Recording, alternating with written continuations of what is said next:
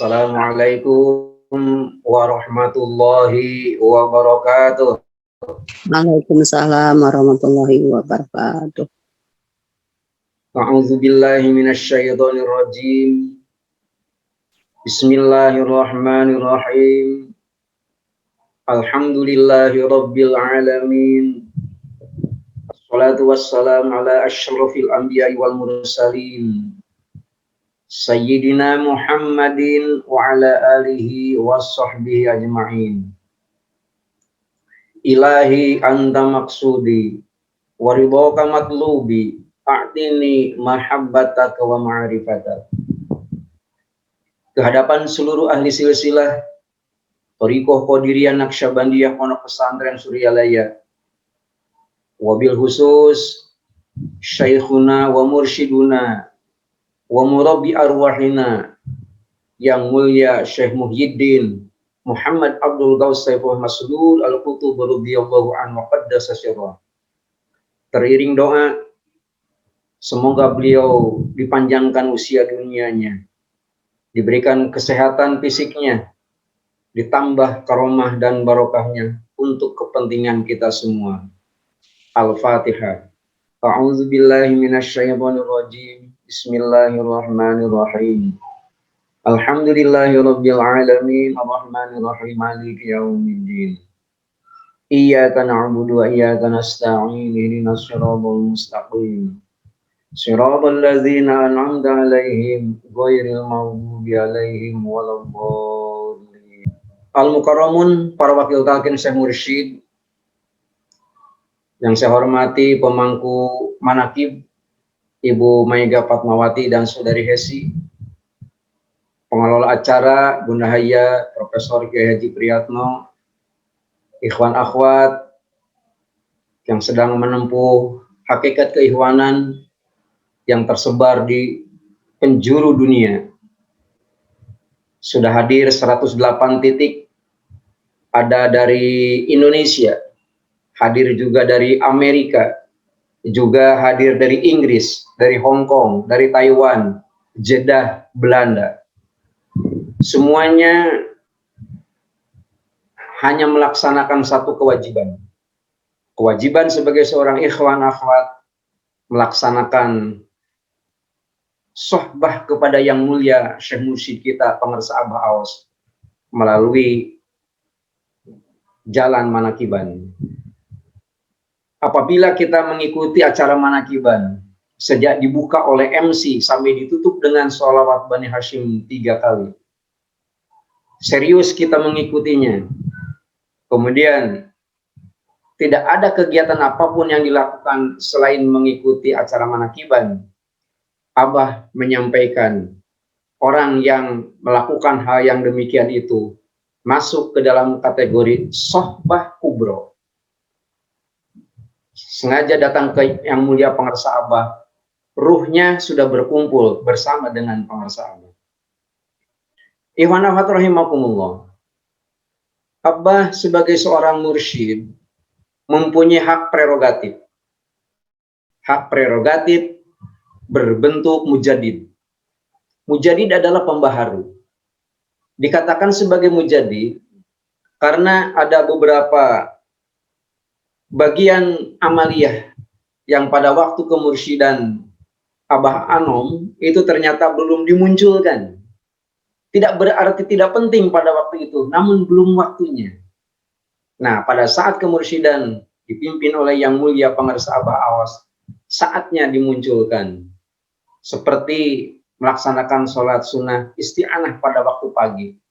Dulu pada waktu kemursyidan Abah Anom itu belum dikenal.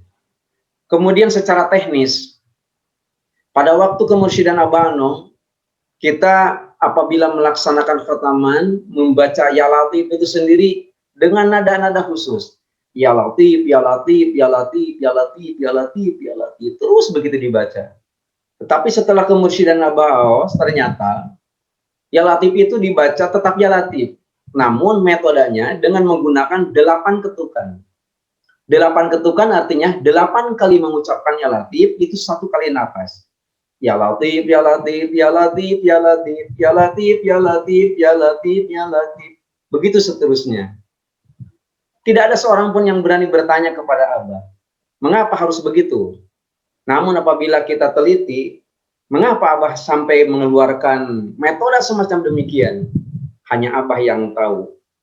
Namun jika kita menelisik, mengapa sampai demikian?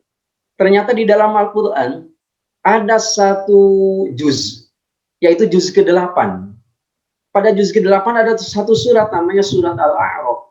Pada ayat yang ke-8 berbunyi wal waznu yauma idzinil haq. Keseimbangan itu yang paling benar. Artinya kalau fisik kita ingin sehat, itu semuanya harus seimbang. Bapak Ibu yang mempunyai penyakit migrain, itu artinya yang dirasa adalah sakit kepala sebelah. Bagaimana supaya tidak terasa penyakit itu? Maka yang sebelah lagi itu harus dibacakan ya Latif 8 ketukan apabila kita melaksanakan khotaman. Dan itu terbukti. Itu merupakan kewenangan Abah sebagai mujadid. Berikutnya adalah pada tanggal 2 Juni kemarin, Abah mengeluarkan maklumat. Maklumat itu sebenarnya nggak ribet-ribet amat. Abah hanya mengeluarkan maklumat apabila kita mau melaksanakan sholat duha, itu bisa dilakukan persis selesai melaksanakan sholat isti'anah. Ada prolognya. Dulu pada waktu kemursyidan Abah Anom, itu sholat duha itu dilaksanakan pada pukul 9.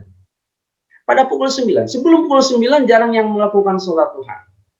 Namun pada waktu Abah melaksanakan umroh pada tahun 2015, Abah ternyata kebagian kamar di Madinah itu sendiri, kamar hotelnya nomor 438. Artinya pada lantai keempat, nomor kamarnya 38. Begitu dibuka kamar nomor 38, ternyata di dalamnya itu ada 3 kamar. Ada 3 kamar. Pertama kamar nomor 36, yang kedua 37, yang ketiga 38. Yang punya hotel juga tidak tahu mengapa terjadi begitu. Abah merasa sebagai pemilik kunci nomor 38 hanya masuk ke kamar nomor 38. Nomor 36, 37 tidak ada isinya. Namun di dalam kitab Al-Anwarul Qudsiyah pada halaman yang keempat itu ada satu materi dibicarakan tentang Al-Hatib. Al-Hatib itu adalah suara halus. Suara halus bisa datang dari malaikat. Suara halus bisa datang dari jin. Suara halus bisa datang dari orang soleh. Dan apabila ternyata datang dari orang soleh, itu diyakini benar suaranya adalah suara yang familiar, yang diketahui benar oleh penguasa Abah Awas pada waktu itu. Nah ternyata pada kamar nomor 36 itu muncul suara. Ternyata suara itu adalah suara yang mulia penguasa Abah Sepuh. Abah Sepuh mengatakan agar sholat duha dilaksanakan pukul 7.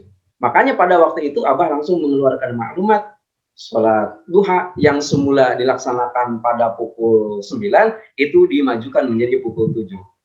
Nah, kemudian pada kamar nomor 37 ternyata ada juga Al-Hatib, ada suara halus. Abah meyakini betul suara itu adalah suara Abah Anom. Abah Anom itu hanya mengatakan apabila kita sudah buang air kecil, bersyukur apabila kita langsung bisa melaksanakan melaksanakan wudhu setelah kita istinja. Karena itu yang dimaksud di dalam Al-Quran ayat 31 daripada surat Maryam. Abah bisa menjadi sosok yang diberkahi karena Abah melakukan 2 hal. Wa usoni bis sholati wa zakati ma dumtu hayya. Salat dan zakat Abah laksanakan sepanjang hayat. Kita semuanya berwudu. Manakala kita batal, kemudian kita berwudu kembali. Nah, berwudunya kembali itu sendiri diniatkan untuk melakukan aktivitas apapun yang belum kita selesaikan sambil menunggu datangnya sholat fardu yang akan datang. Rentang waktu setelah kita melaksanakan wudu sampai datangnya waktu sholat yang akan datang dalam hal ini sholat subuh, itu semuanya dinilai sebagai perbuatan ibadah. Nah, begitu padatnya amaliyah yang dilaksanakan oleh Ikhwan Akhwat Thariqah Qadiriyah Naqsabandiyah Pondok Pesantren Surjalaya, dan rentang waktu begitu mepetnya antara sholat isti'anah dengan sholat duha pada waktu pukul 7, yang saya saksikan sendiri, umpamanya pada waktu di Sirna Rasa pada hari-hari pelaksanaan manakiban, itu membuat satu kondisi Abah itu sendiri melaksanakan sholat duha itu sendiri sebelum pukul 7. Di dalam salah satu manqobah disebutkan, Thariqahku itu berdiri di atas dasar Al-Quran dan sunnah Rasulullah Shallallahu Alaihi Wasallam. Jadi apapun kewenangan seorang mujadid, pangarsa Abah Awas radhiyallahu anhu itu merupakan amaliyah yang wajib kita ikutin, tidak usah diperdebatkan. Karena apa? Karena semuanya merupakan perwujudan daripada kebenaran ayat-ayat Al-Quran dan sunnah Rasulullah Shallallahu Alaihi Wasallam. Di dalam salah satu ayatnya, Allah Subhanahu Wa Taala menyebut di dalam Al-Baqarah ayat yang ke-125, yuridullah bikumul yusra wala yuridu bikumul usra. Allah Subhanahu Wa Taala menghendaki kemudahan dan tidak menghendaki kesulitan. Paling kesel apabila memang kita sudah melaksanakan sekali waktu sholat pagi, ya, mulai sholat isyraq, kemudian isti'adzah, kemudian istikharah, diteruskan dengan sholat isti'anah. Rentang waktu sampai dengan sholat duha memang tidak terlalu jauh. Namun apabila kita mengerjakan sesuatu, kemudian setelah mengerjakan sesuatu itu sendiri, itu terkadang memotong waktu dilaksanakannya sholat duha. Jadi sangat indah. Dengan dikeluarkannya maklumat pada tanggal 2 Juni kemarin, ternyata kita bisa sekaligus melaksanakan amaliyah sholat pada waktu pagi hari sampai selesai dengan melaksanakan sholat duha dan sholat kifaratul baun. Ngerti tidak ngerti, itu semuanya merupakan karomah daripada yang mulia pangarsa Abah. Tinggal saja kita melaksanakannya. Mudah-mudahan kita diberi kemampuan untuk selalu istiqomah di dalam mengikuti aturan-aturan, ajaran-ajaran yang diajarkan oleh yang mulia pangarsa Abah Awas radhiyallahu anhu. Demikian, mudah-mudahan manfaat. Kurang lebihnya mohon maaf. Wassalamualaikum warahmatullahi wabarakatuh.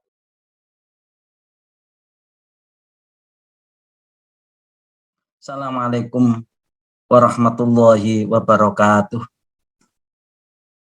Alhamdulillahi rabbil alamin. Wassalatu wassalamu ala asyrafil anbiya'i wal mursalin. Sayyidina wa maulana Muhammadin wa ala alihi wa ashabi ajma'in. Amma ba'du. Ilahi anta maksudi wa ridhaka matlubi. A'tini mahabbataka wa ma'rifatak. Hadratul Mukarramin, ahli silsilah Thariqah Qadiriyah wa Naqsyabandiyah, Mahad Suryalaya wa Sirna Rasa, Hadratul Mukarram Syekhina wa Murabi Arwahina, Sahibal Karomah wal Fadilah,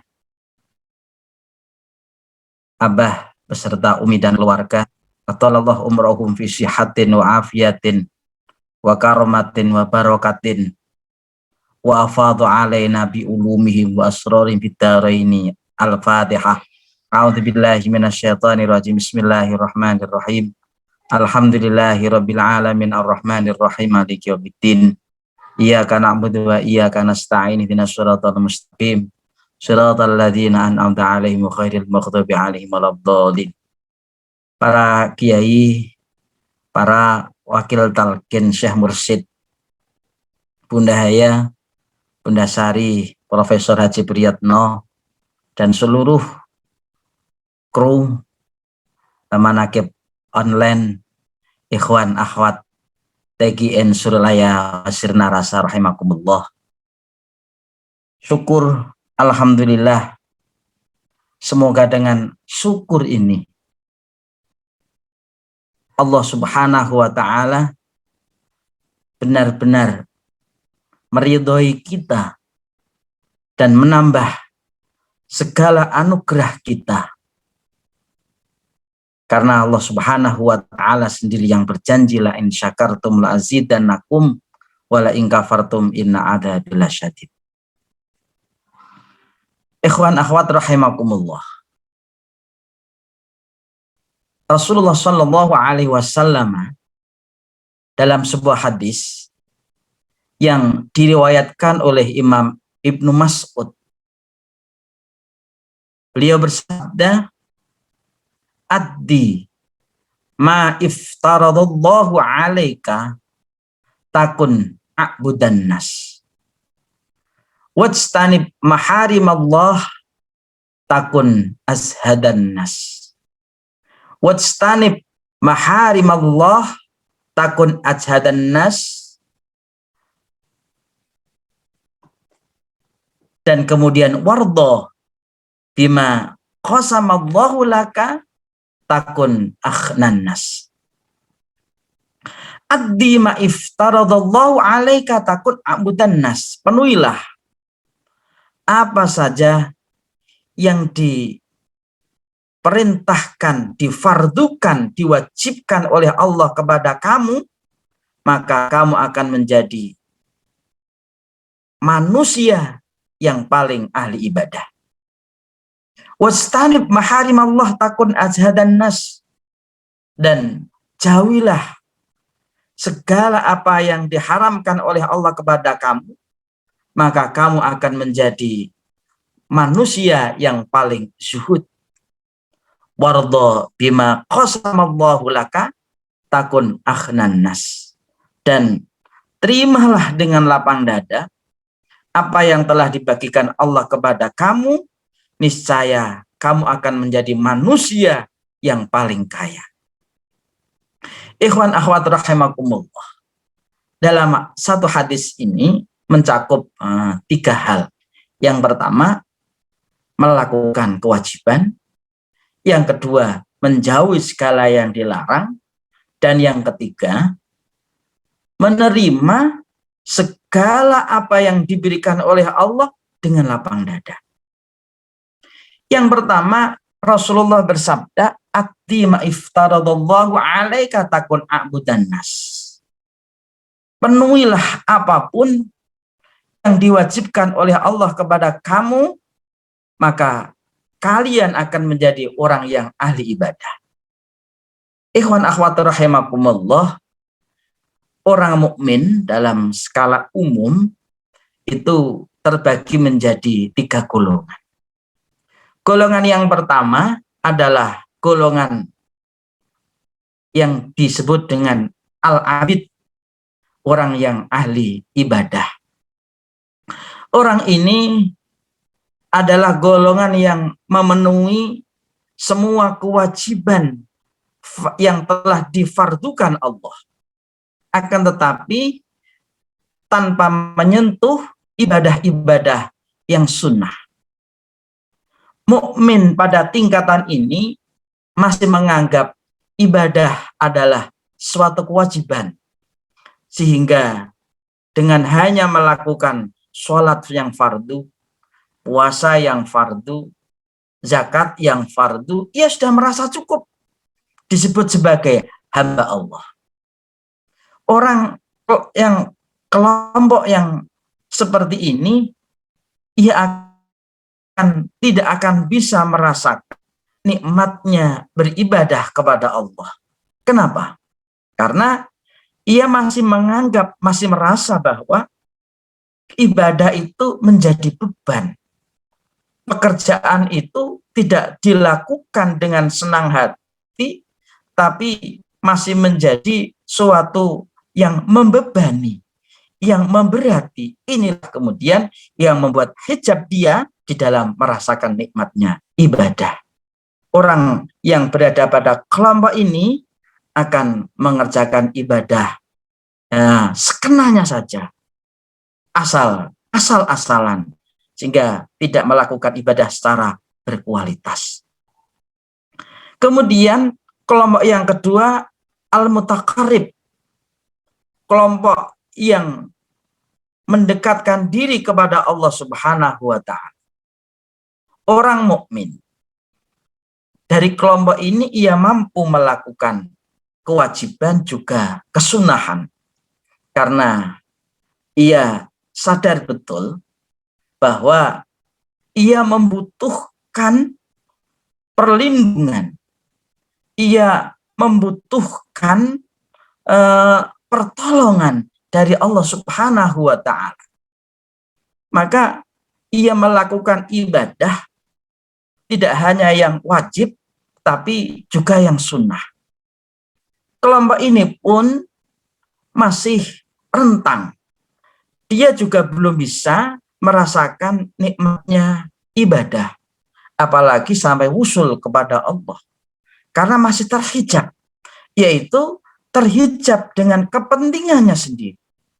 Ia melakukan ibadah, baik sunnah maupun yang wajib, itu masih ada kepentingan, itu masih ada suatu kebutuhan pribadinya. Inilah yang kemudian dia juga belum mampu untuk meraih usul kepada Allah, bahkan merasakan nikmatnya beribadah. Kemudian yang ketiga, al-muhibbin, kelompok orang-orang yang beribadah karena semata-mata mencintai Allah. Kelompok ini adalah kelompok yang paling tinggi. Ia melakukan semua perintah Allah, baik fardu maupun yang sunnah, semata-mata ia mencintai Allah Subhanahu wa Ta'ala. Dikatakan kelompok yang paling tinggi, yang paling baik, karena kelompok ini merupakan perwujudan dari pelaksanaan ibadah yang ia lakukan hanya semata untuk Allah, mencintai Allah Subhanahu wa Ta'ala. Dalam kelompok ini ternyata tidak mudah, sampai kepada tingkatan muhibbin itu tidak mudah. Akan tetapi bagi orang yang diberikan hidayah oleh Allah Subhanahu wa Ta'ala, tidak sulit, tidak sulit. Maka kemarin saya masih ingat saja ketika sobah kepada Abah mengatakan, ceramah kiai sampai pun kering ludahnya tidak akan sampai kepada Allah Subhanahu wa Ta'ala tanpa talqin. Oleh karena itu, kita akan sampai kepada al-muhibbin, orang-orang yang beribadah, merasakan cinta kepada Allah, dan ini adalah puncak dari kenikmatan beribadah, manakala ada yang menuntun, manakala ada yang mengajari, manakala kita ditalkin oleh seorang mursyid. Ikhwan akhwat rahimakumullah, kelompok ketika sudah berada kepada tingkatan, karena tingkatan yang muhibbin inilah adalah puncak utama dari tujuan kita berthariqah. Karena munajat kita, a'tini mahabbataka wa ma'rifataka, ya Allah, berilah kepada kami rasa mahabbahmu, cintamu kepada, sehingga orang yang berada pada kelompok ini sudah tidak peduli dengan iming-iming kebiarnya surga, tidak begitu takut dengan kedahsyatan neraka. Kenapa? Karena ternyata keindahan surga itu tidak lebih indah, tidak lebih nikmat dari yang memiliki surga itu. Demikian pula kebalikannya. Kedahsyatan siksa neraka tidak lebih pedih, tidak lebih menakutkan dari kemurkaan yang menciptakan neraka itu sendiri. Maka para ahli mutasawwifin di antara Rabi'ah Adawiyah, ia mengatakan, seandainya toh pun kemudian aku dilemparkan ke neraka, asal itu dengan ridho dan cinta dari kekasihku, akan aku terima dengan senang hati. Itulah puncak dari tujuan kita berthariqah. Bagaimana kita merasakan nikmatnya beribadah. Tidak hanya sekedar dekat kepada Allah Subhanahu wa Ta'ala, tetapi betul-betul kita bersama Allah Subhanahu wa Ta'ala. Kita merasakan betapa beribadah itu, apalagi jauh dari membebani, jauh dari kewajiban, apalagi pamrih, tidak ada pamrih lagi. tidak ada permohonan yang bersifatnya duniawi lagi, tapi semuanya sudah diridhokan oleh Allah Subhanahu wa taala, radiyatan mardiyah, yang menyenangkan juga disenangkan. Ikhwan akhwat rahimakumullah. Selanjutnya, wastadib maharimallah takun azhadan nas. Jauhilah apa yang diharamkan oleh Allah, maka kalian akan menjadi orang yang paling zuhud. Arti zuhud adalah bukan membenci dunia, tetapi materi itu hanya ada di tangan. Tidak sampai menyentuh kepada hati. Hati-hati di dalam meraih materi, hati-hati di dalam meraih dunia. Mana yang halal, mana yang haram, hati-hati betul. Tidak kemaruk. Bukan berarti orang zuhud itu tidak mau kedudukan. Orang yang zuhud itu adalah anti jabatan, anti harta, anti materi, tidak. Tapi materi hanya sampai di tangan, tidak sampai menyentuh hatinya. Kenapa? Karena yang ada di tangan itu sedikit, yang ada di hati, yang ada jauh lebih banyak. Ikhwan akhwat rahimakumullah. Dan yang terakhir, wardo bima qasamallahu laka takun akhnan nas. Terimalah dengan lapang dada apa saja yang diberikan Allah kepada kamu, maka kamu akan menjadi orang yang paling kecukupan, orang yang paling kaya di hadapan di antara manusia. Banyak orang yang mempunyai harta yang menumpuk-numpuk, tapi dia istirahat tidak nyaman, bahkan tidur saja sulit. Berbeda dengan orang yang menerima apa adanya, orang yang biasa-biasa saja, ia sambil mencari yang belum ia dapatkan, tapi ia tidak mengeluh, tidak banyak ngangkloh mengeluh dari apa yang tidak ada. Ia cukup bahagia, dia cukup senang dengan apa yang telah diberikan Allah kepadanya. Terima kasih, kurang lebihnya mohon maaf. Wallahul muwaffiq ila aqwamit thoriq. Wassalamualaikum warahmatullahi wabarakatuh.